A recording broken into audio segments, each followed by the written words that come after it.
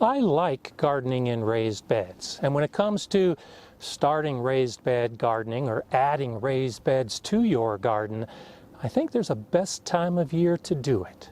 Join me today as I discuss why to build raised beds in fall.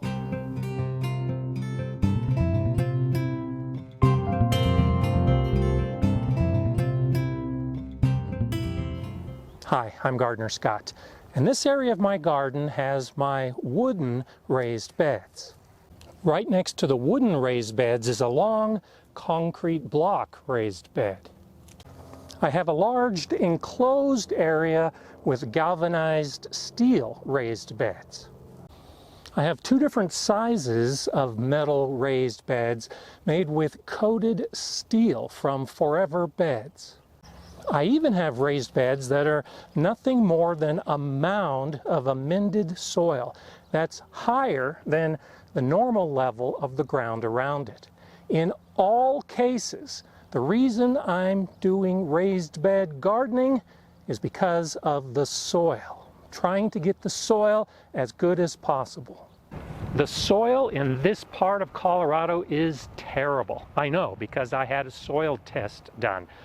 My neighbors have very little growing because the soil is just so bad. That's a big reason why I garden in raised beds, is because I can add my own soil, amend it, and make it better. And it takes time to build good soil. By adding organic matter to my soil and allowing the soil microbes to release the nutrients that are available to plants, takes months, sometimes even years.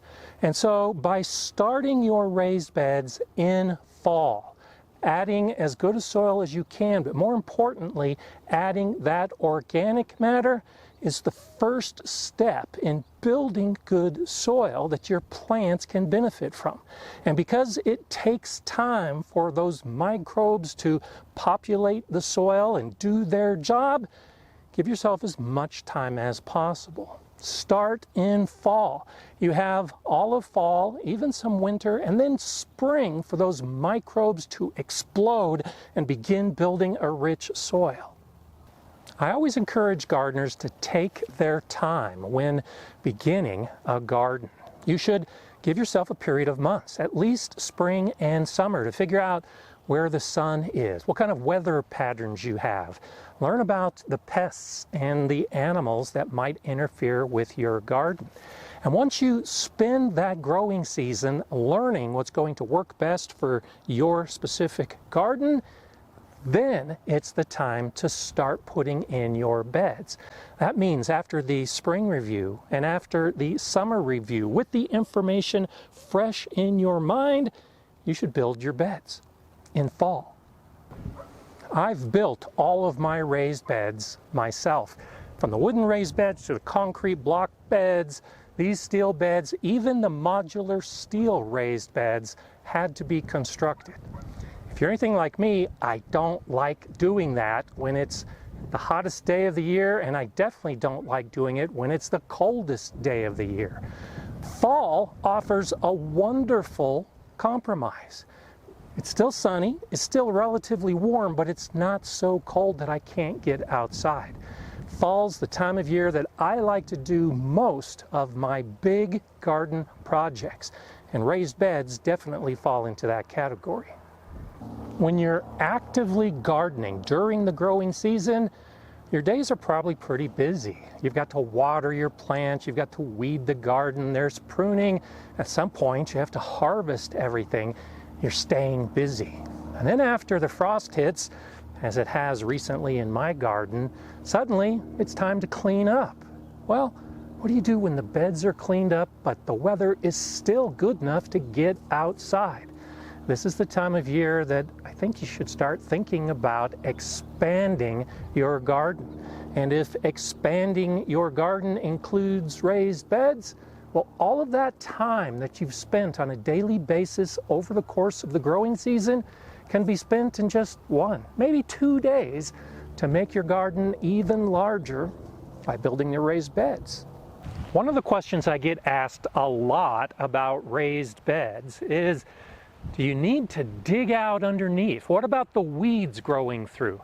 Well, right now, all of my weeds are either dead or dormant. And so in an area like this, where I'm planning on putting a raised bed, I can just go ahead and place the bed right on top of all these plants. Fill it with soil and not worry about it, because that soil is going to smother everything underneath. The weeds that are dead will just become additional organic matter. The plants that are dormant will be smothered, and by the time spring comes around, they're not going to be sprouting again. It saves a lot of effort to start your beds in fall, because you don't have to worry about those things like weeds and plants that might grow through. It probably comes as no surprise that there are certain times of year that gardening products are going to be sold.